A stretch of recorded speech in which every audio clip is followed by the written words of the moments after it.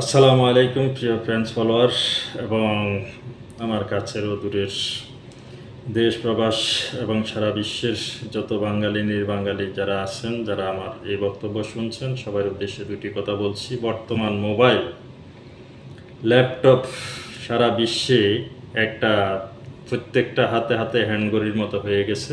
একসময় হ্যান্ডঘড়ি থাকতো সবার হাতে হাতে, এখন হয়ে গেছে মোবাইল সবার হাতে হাতে।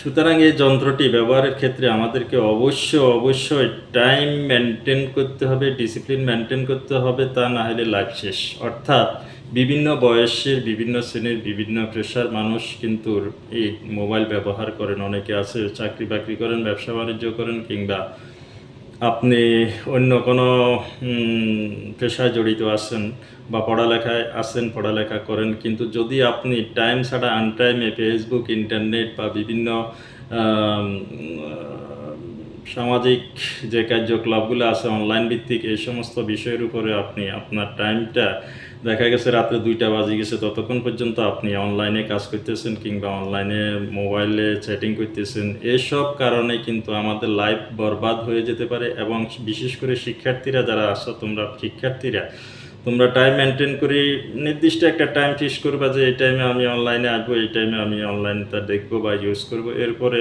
আমার এই টাইমটা ঘুম, এই টাইমটার ভিতরে আমি ঘুমায় পড়বো।